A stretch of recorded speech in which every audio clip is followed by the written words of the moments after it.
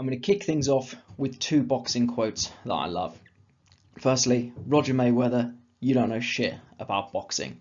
This is to sum up the way that I feel about a lot of casuals who have never been in the ring themselves, but love to tell you about how much they know.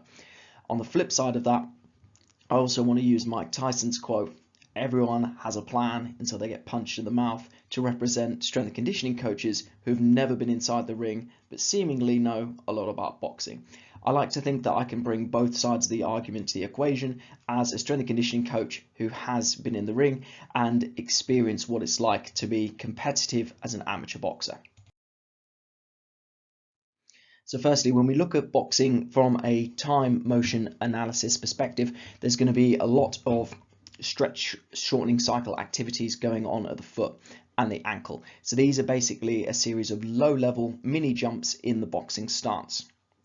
And the reason why this is important is because when you look at different types of boxers, their ability to load and explode from the foot and ankle often determines the way in which the boxers fight. So you get boxers who are quite fast twitch dominant, who can spring into and out of range quite quickly, and then you also get boxers who are more of what you'd call plodders, if you will, who perhaps don't move into and out of range as quickly as they should, or as quickly as perhaps they'd like to be able to, but this comes down to being able to understand the boxer that you're training. Now we can get into individual differences later in the presentation, but on the whole, movement variability in boxing is moderate. It's not quite like martial arts where there's mixed martial arts where there's more of a variability. We know in general terms boxers are going to have a predetermined stance. We know that ballistic demands, so the ability to be explosive, is going to be high, whereas the grinding demands, like you might see for example in martial arts which involve more of a wrestling component, so where you're isometrically grappling with an opponent, obviously aren't necessarily there. Two concepts I'm going to keep coming back to in this presentation are the concept of raising the floor versus raising the ceiling. So when we look to raise the ceiling of an athlete's physical potential, we are pursuing adaptations at the higher end, but these are also going to come with a higher recovery cost. So they're potentially riskier training modalities because they're going to then impact what the boxer is able to do in the gym. So these would be stuff like raising lactate threshold, trying to raise the highest level of output that the boxer is capable of. So raising lactate threshold, raising the athlete's force production capabilities. On the flip side of that, there is also the notion of raising the floor. So these are lower impact activities which, if we accumulate enough volume, are going to improve other qualities. So for example, in terms of boxing, raising the floor would be stuff like robustness circuits, improving the capacity at the foot and ankle, introducing low level plyometrics or low level jumping work, and just by doing what we're already doing but better, we're going to raise that floor. So for example, having highly specific warm-ups when we're boxing rather than going through the motions. So whether this is, for example, skipping with bringing our toes up to improve the stretch reflex of the Achilles tendon and trying to improve the boxer's bounce, if you will. Whether this is introducing crawling patterns or loaded carries or just low-level jumps in the warm-ups, the accumulation of these things done well is going to raise the floor, whereas the higher threshold stuff is raising the ceiling. And this is important when it comes to program design, because it's unrealistic to expect you to be able to raise the ceiling every time you come into a session, but it's going to come into practice when it comes to designing hard sessions and easy sessions, and I'll explain more about that in a little bit. So what about the physiology of boxing? So the first thing to say is that even though, for example, amateur boxers might fight for 3 3-minute rounds, whereas pros might fight for 12 3-minute rounds, ultimately the aim is the same. We're still trying to, from a physiological perspective, we want athletes who can punch hard, who can punch for longer durations, whether that's in individual bursts when they've got somebody pinned against the ropes and they need to stop that opponent, or whether it's overall duration where they need to repeat it for a certain number of rounds. They're still trying to output the highest intensity with the highest frequency if that is the chosen game plan, and at the fastest possible speed. Now, obviously, even though that is going to require a highly powerful anaerobic system because we're trying to punch as fast and as hard as possible, the reality is whether you're an amateur boxer or a professional boxer, you're still going to need to back that up, and the recoverability is where the aerobic system comes in. So these, I wouldn't worry too much about the exactness of these figures. Just be aware that you're going to need the aerobic system to recover both between highly intense efforts during the round and to recover between rounds. You're also going to need to be able to be explosive, so that's your one punch knockout ice, and the ability to back this up. With the anaerobic glycolytic system, this is what I call the stoppage system. So if you've got somebody pinned against the ropes and you need to force that stoppage, and you've got, say, 20 to 30 seconds of unanswered punches, that's where the anaerobic glycolytic system is going to come into play. Now, the concept of critical speed is the highest intensity that you can perform at whilst being as aerobic as possible. Now, if you've watched my other videos, you'll know that the aerobic energy system is basically our sustainable system. I like to think of the aerobic system is your, if we imagine it as a bank balance, your aerobic system, your ability to take in oxygen, this is the equivalent of your salary coming in each month. Whereas the anaerobic system, unsustainable resources, this is going to be like your overdraft. Again, nice to have a big salary, nice to have a big overdraft just in case you need it. So in professional boxing, fatigue might manifest itself as a decline in punch output. It could interfere with decision making. It's going to interfere with muscle contraction. It's going to interfere with the ability of your muscles to produce force quickly. This is important, and this is a reason why we tend not to see knockouts happening later in the fight, because force output is declining. And if we do see those kind of stoppages, typically it's an accumulation of punches that cause it. There's a reason why, for example, the Mike Tysons, the Anthony Joshuas of this world are knocking people out earlier, typically, rather than later. Now, as I said, these repeated high-intensity bouts are associated with a decrease in phosphocreatine resynthesis. So this is the fuel source that fuels explosive actions in the 0 to 10 second range, and typically if we don't have the ability to resynthesize phosphocreatine, which creates the energy currency of the cell, that's when we're going to get reductions in force output. Now, this is where strength and conditioning and the technical side of boxing meet, because I've sparred people who are incredibly skillful but aren't really fit, but they know how to conserve energy, whether that's controlling the pace of the contest, whether that's controlling where the other boxer is in the ring, whether that's being able to know when to hit and when to hold. These tactics can basically, to a certain extent, bypass the need to be physiologically superior. But in an ideal world, we have a boxer who is physiologically superior and who is tactically superior. So when they need to go through the gears, they can, and when they need to conserve energy, they can. Now, the importance of this graph here is that in this case, where we've got boxer 1 and boxer 2 is coming down in intensity, so their sort of cruising speed, if you will, or their critical speed is higher, so they can basically come down and use basically stay at a sustainable case. Boxer 1 is coming up in intensity, so when they're coming up, they're using unsustainable resources. Think about that overdraft that we spoke about, and very soon they're going to accumulate waste products, so hydrogen ions, which are going to interfere with muscle force production, and eventually it's going to hamper their ability to put combinations together. It's going to hamper their ability to throw punches that are as quick or as forceful as they would like, and it's going to interfere with their decision making. So we need boxers who are incredibly explosive from a perspective of being able to produce that one-shot knockout. We need boxers that can sustain this explosivity, both in sustained bursts, so a powerful anaerobic glycolytic system, so 20 to 30 second bursts, and boxers who can back this up. Now, there is an argument whether punchers, i.e. those who can hit really hard in the sport, are born or made. Now, the anaerobic energy systems have less chemical reactions involved in them, which means in theory, it would be harder to make a boxer more explosive than it is to make a boxer be able to sustain an output.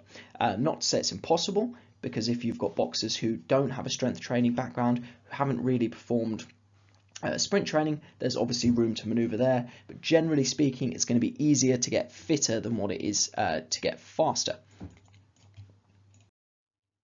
Now let's talk about some injury risk factors. Now, the main thing to point out is when you've got two people punching each other in the face, it makes sense that, you know, damages, bruises, cuts, broken jaws, etc. are going to happen. That is out of the strength and conditioning coach's hands to a certain extent. However, if you can get a boxer fitter, then there's potentially a chance that their decision making is going to be better, their reaction time is going to be better, and they might be able to hold on to their force production for longer, meaning that they might be able to keep an opponent respecting their punches for longer.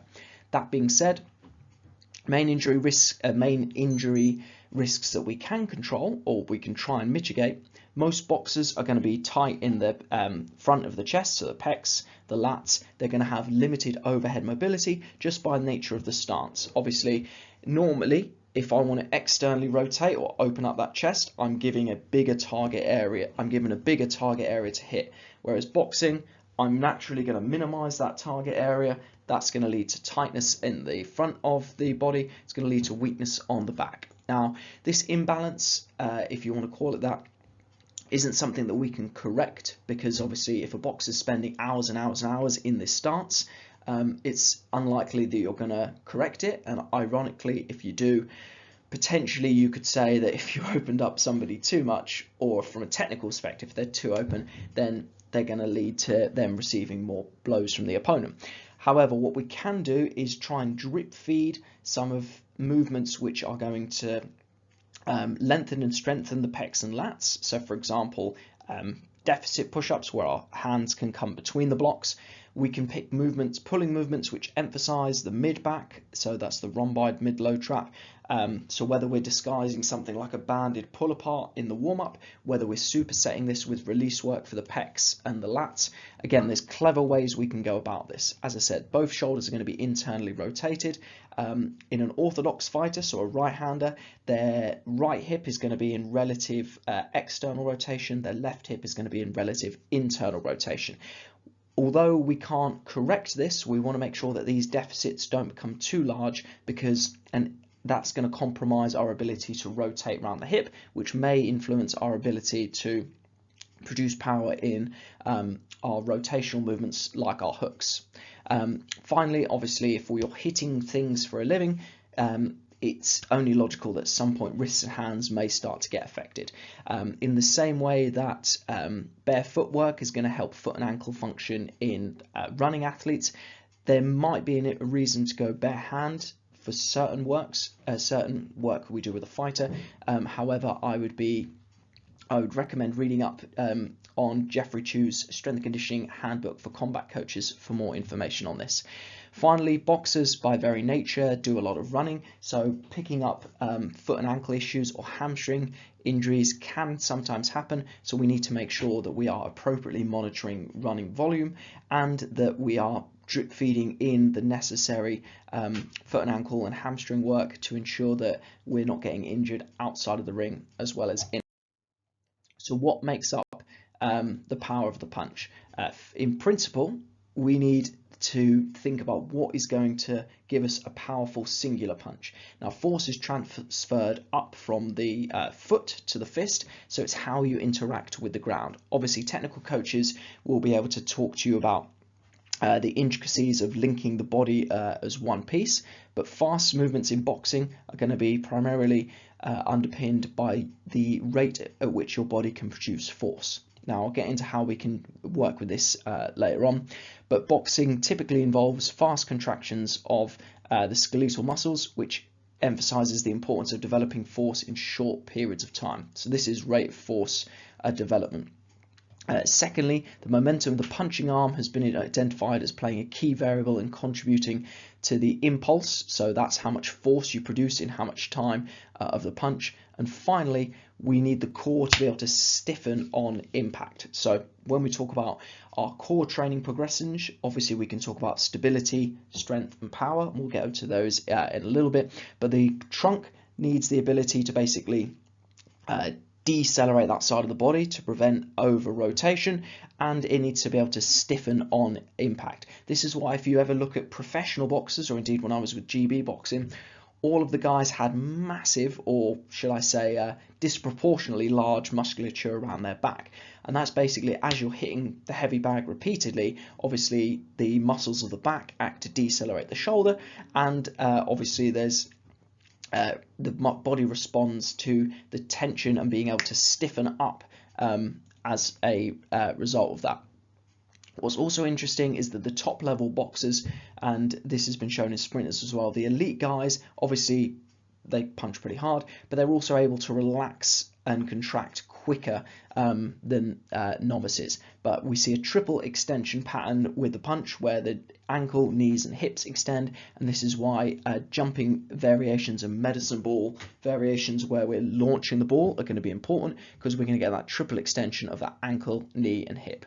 We also need to make sure that we've got mobility of the hips and shoulders to ensure we can sufficiently rotate to create that power. So what can we impact and how? So rate of force development. No one cares how quickly you can develop force if you don't develop very much of it. This is where strength training, particularly around the lower body, is important, because obviously the greater force we can produce, the more likely we are to be able to produce that quickly. In order to create greater momentum, we need athletes sprinting. Ideally, if we've got them young enough, we can teach them how to sprint so they can be more efficient, and therefore they can put more stress on the physiological systems like the heart and the lungs. Again, we'll get into energy systems a little bit later, and we need to teach athletes how to stiffen up their core musculature. So we can go through series of progressions with core stability. So this is typically at low load to teach the athletes how to move in time and space. We want the ability to resist movement as well as create it. So we're resisting the ability to fold sideways. We can do this with stuff like single side carries, so suitcase walks, waiter walks, Pallof presses, side planks, stuff like that. We need core strength, which is built upon this stability. So this is being able to resist heavier loads. So for example, you might do side planks with partner resistance. You might do weighted side planks. You might do this through larger ranges of motion. So for example, hanging knee raises, hanging leg raises, ab wheel rollouts, stuff like that. And finally, core power exercises. So this is rate of force development for the core. And this is where our rotational med ball throws and our medicine ball punches come in. In terms of medicine balls, the lighter load we use, it's going to be more specific to the punch, and it might look more like a punch. The heavier medicine balls, which we'll use for higher volumes, the less specific it's going to be to a punch. Again, not to say that if it looks like a punch, it's automatically better than one that doesn't, but just to bear in mind that when we go for the volume for medicine ball training, it's going to look less specific, and when we go for intensity, so how explosive and fast it is, we're going to use lighter medicine balls that look a little bit more like a punch. So what do we need to assess, and why are we going to assess it? So we need to assess the ability to be mobile enough to move around the hips and shoulders, to be stable enough, because it's no good, for example, over rotating or overly compensating by collapsing to the side when we're throwing an uppercut. And as I said, we need to have some assessment of how well the hips and spine rotate. We need an idea of strength, so we need to know how well the body produces force, and we also need an example of speed. Now, whilst boxers aren't sprinters, when I was with the GB program, the fastest athletes tended to be the most explosive athletes. Again, no surprises there. We need a measure of upper body and lower body power, and ideally if we can integrate this into one in a punch specific motion, that makes sense from a perspective of that translating to the sport. And finally, as an outside one, muscular capacity. So this is basically the local muscular endurance. So this is going to be relevant with the high running volumes that boxers are going to experience. So we're going to want to get an idea of calf capacity, hamstring capacity, quadricep capacity, and most importantly, with how the front of the body gets tight and the back of the shoulders are going to get weak, posterior shoulder capacity. And we'll get into the specifics of that in a second. So what assessments would I use? I would be looking at an overhead squat just to get some idea of where restrictions lie, although for most boxers they're probably going to be restricted in the front of the chest. It's going to restrict overhead mobility, because when we get tight in the pecs and lats, that's going to restrict our ability to get fully overhead and open up. A single leg squat is a great example of capturing those left to right differences, especially when we spend so much time with one side of the hips and shoulders with both shoulders relatively internally rotated and that back hip being relatively externally rotated. I also like to get an idea of seated and standing rotation. So for example, is the athlete limited by their ability to rotate through their mid-back, or does it mainly come from the hips? Again, lower body strength measures, most boxers will probably have limited ankle mobility, mainly due to poor running technique and large running volumes. However, most boxers can load up a trap bar relatively well. With the squat variation, I'd probably go for something like a box squat unless the athlete has the hip and ankle mobility to support deeper squats. And again, in terms of one mistake I made when it first came into getting into boxing, as I thought, right, pecs and lats are tight, so therefore maybe we don't want to do some more bench press, which is fine. But if we want total force output from the upper body, bench press seems like a logical choice. Finally, if you've got access to timing gates or something relatively accurate, 30-meter sprints is useful. Med ball punch for distance, providing you're using the same ball, size ball, also pretty useful. Finally, squat jump and counter movement jump are also pretty useful for understanding how well the athlete uses their stretch shortening cycle. So a squat jump is where you pause in the athletic position, jump as high as you can, and a counter movement jump, you literally just bend down and jump up. If these two are the same, it shows you that the athlete is probably pretty weak, as they can't get any further increases in jump height using something called the stretch shortening cycle. The stretch shortening cycle is basically the equivalent of when we basically pre-stretch a muscle and then fire it back. Now we'd expect, if we use an elastic band analogy, you pull an elastic band back, you let it go, it's going to spring a lot further than if you, I suppose, if you barely stretch it at all. And we know that lower body power correlates quite well to punching power. It's a triple extension pattern. We can be reasonably confident with, especially with novice athletes, that the further they can throw a medicine ball and the higher they can jump, the harder or the greater their potential to hit. Again, we know there's other things involved in punching power besides just the physical attributes. For example, you catch a boxer when they're not ready, the impact forces, or they're walking onto a shot, the impact forces are going to be much higher. Finally, single leg calf raises, single leg squats, single leg hamstring bridges, straight leg inverted rows, just to assess how many repetitions we can do in one go with good technique, is going to give us an idea of capacity. Posterior shoulder particularly important, because obviously in boxing all the actions happen on the front side of the body, so it's nice to get an idea of what the back side, how the back side of the body is doing. And also calves and hamstrings particularly important with the amount of running volumes that boxers tend to accumulate. Finally, for the trunk, although we can definitely test prone, so facing down, so for example, if you just did a static glute ham raise hold, so basically a plank equivalent, then you could do facing down, facing up, and facing each side. That's just going to give you a whole picture in terms of the athlete's trunk capacity. Again, most boxers are pretty good at this. I wouldn't say that it's essential, but I'd say if you're really struggling in that, there's going to be other gaping holes elsewhere and quicker wins to be had by building that foundation. So considerations for our strength and conditioning. We're likely going to have boxers who are restricted in their overhead range, but to be honest, being as it's not an overhead sport, that's unlikely to be as big a performance contributor as if we were working with an overhead sport like, say, swimming, or for example an overhead thrower. They're probably going to be asymmetries, so it's not a bad idea to use single leg work, or indeed single side pressing work, in order to try and mitigate these asymmetries. Furthermore, we've got asymmetries from the front portion to the back. Boxers do tons of press-ups in their technical training, but very little pulling work. So it's very likely they're going to be really strong on the front of the body, weaker on the back. Again, we can try our best to mitigate these by drip feeding them into the warm-ups. Lower body strength is definitely going to be a focus of ours because it correlates pretty well to punching power. So we're going to want some lower body strength. So for example, a squat or a hinge variation. So trap bar deadlift, box squat. We're going to want some triple extension patterns. So whether that's an overhead medicine ball throw, so we see extension of the hip, knee and ankle, or whether it's jumping and plyometrics. I will do a separate video breaking down plyometrics in their entirety. And when I've done that, I will link it in the description. Finally, we need to build speed, then train to endure it. Many boxers operate in no man's land, which is sessions which are pretty hard, but if we compare them to the absolute output of our best sprint speed, they're nowhere near. So for example, let's say our sprint speed is something like, I don't know, making this up now, but 10 meters per second, just for ease of maths.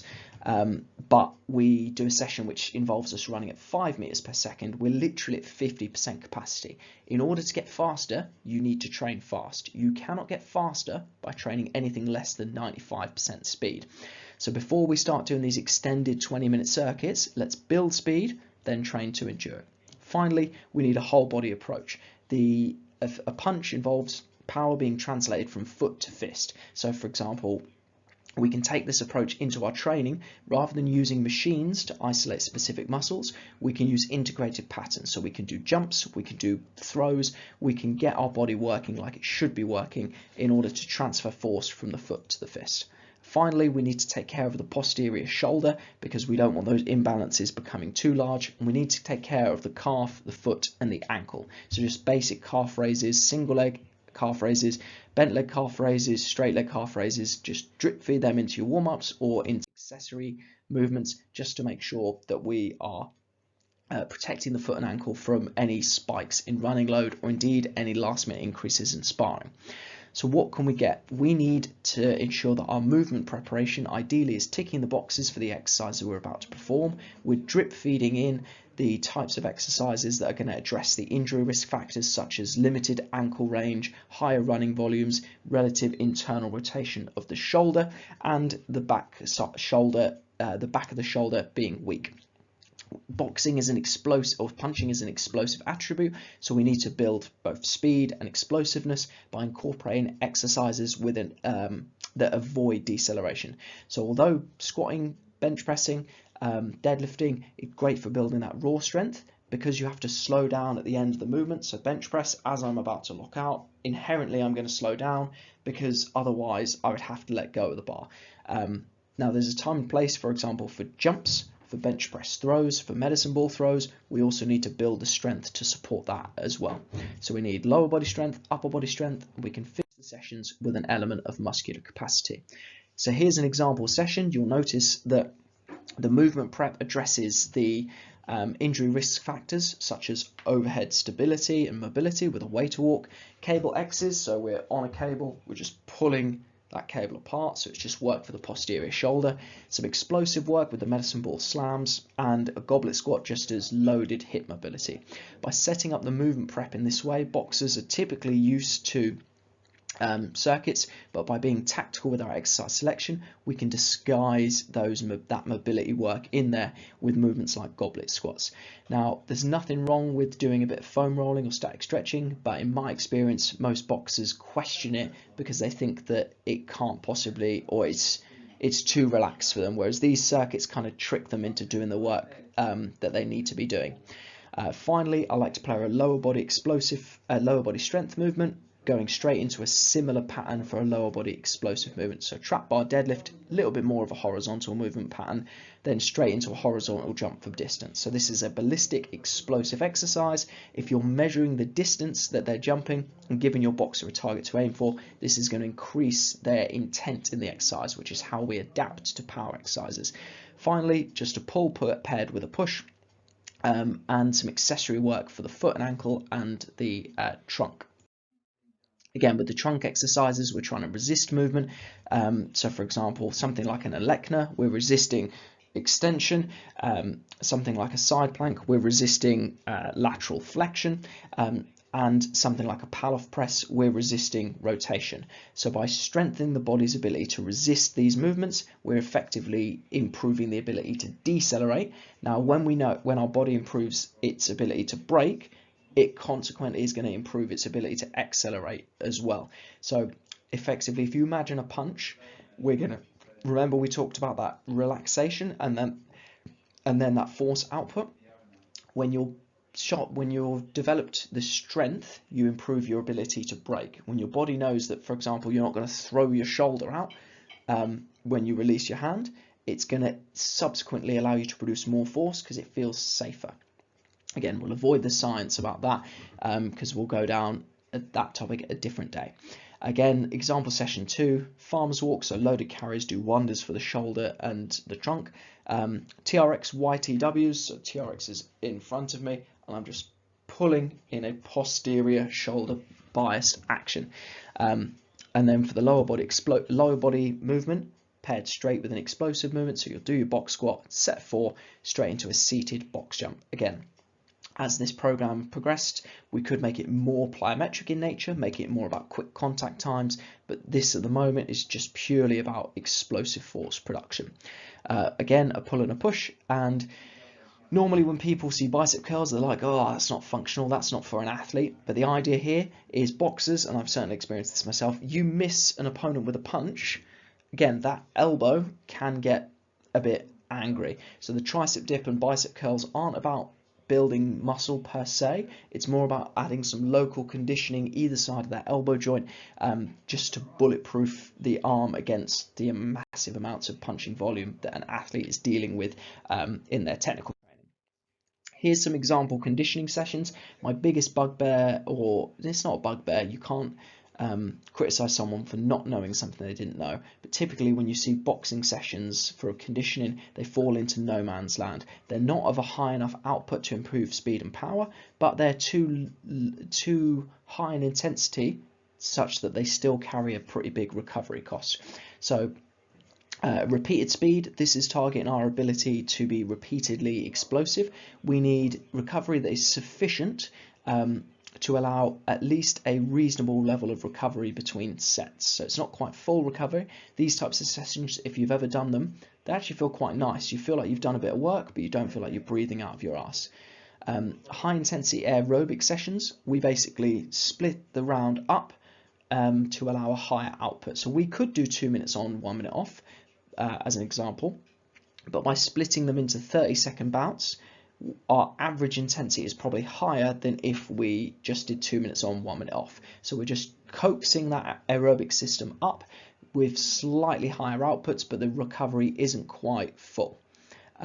Finally, we've got lactate tolerance versus lactate production. In lactate production type sessions, we're asking the boxer to go as intense as they can within that anaerobic glycolytic system. So this is around the 35 to 45 second-ish mark. This is what I call the stoppage system. So this is improving your ability to maintain high force output over a slightly extended duration.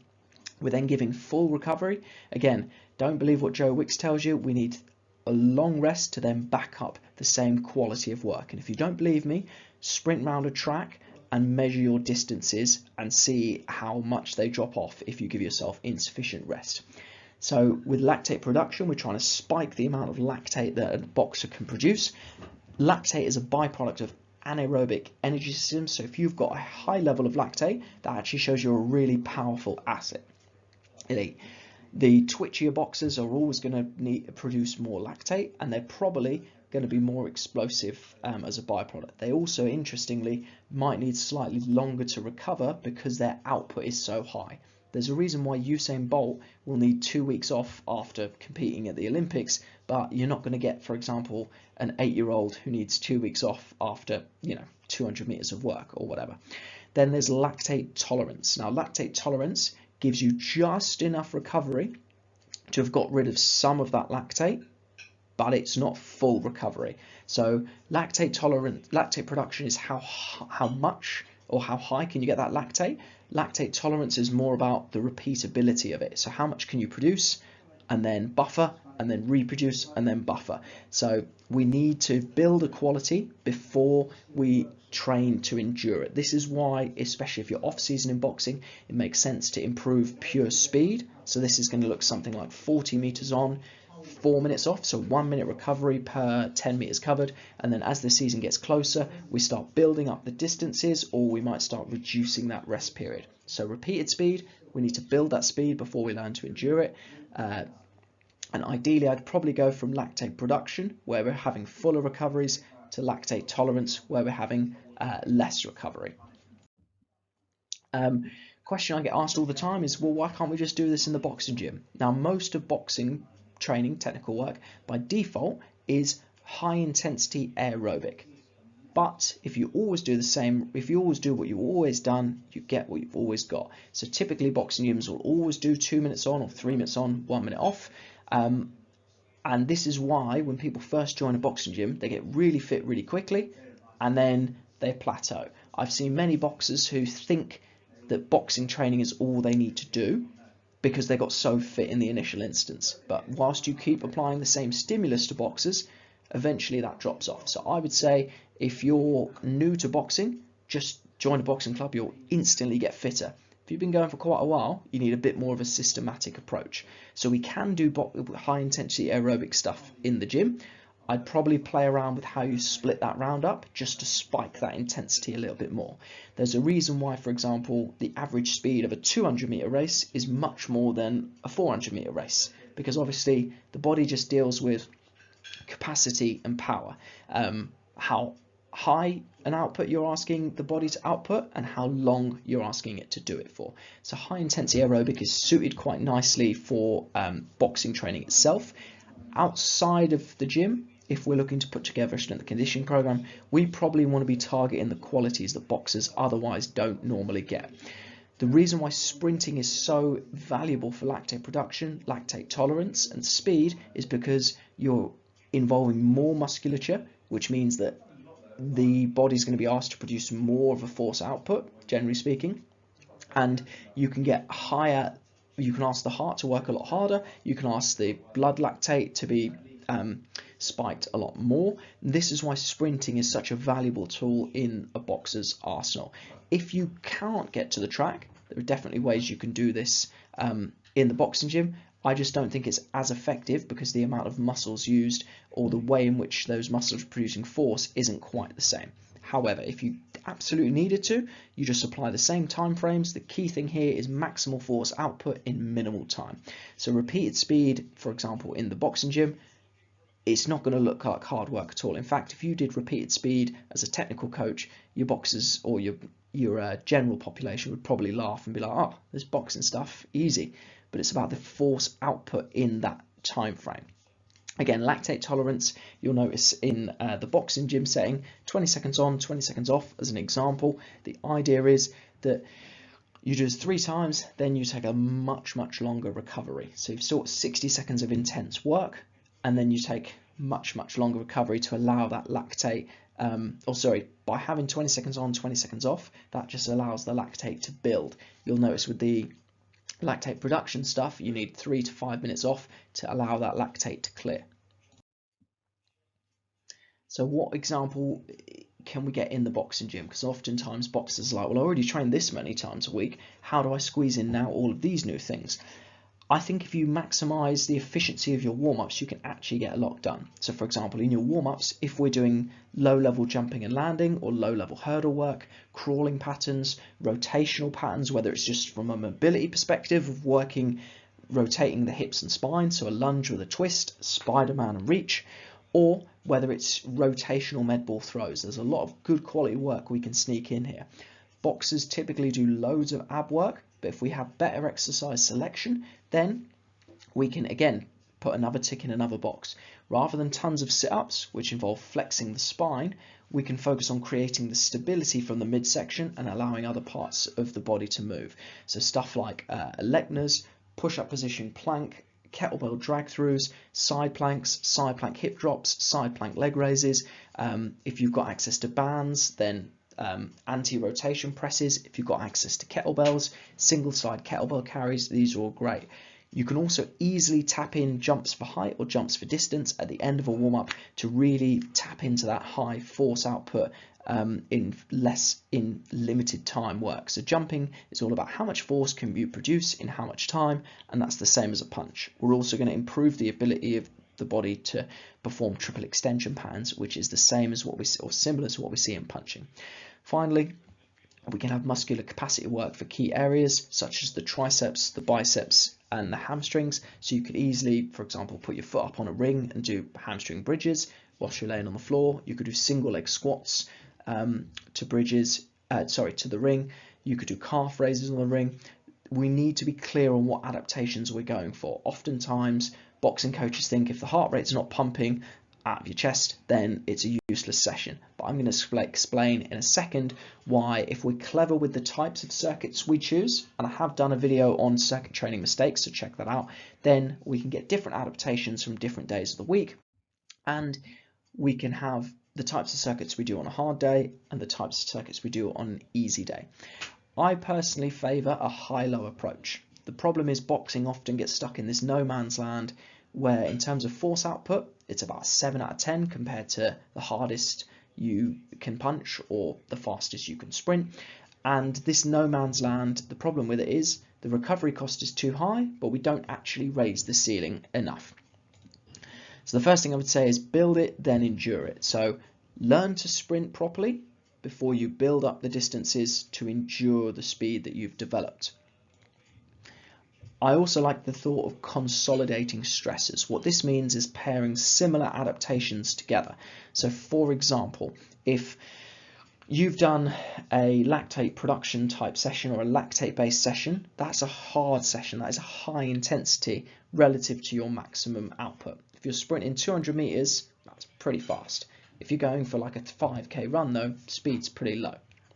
So for example, I think you're better at having hard stresses regardless of whether it's in the gym or out the gym on the same day, and then the next day becomes low intensity stresses.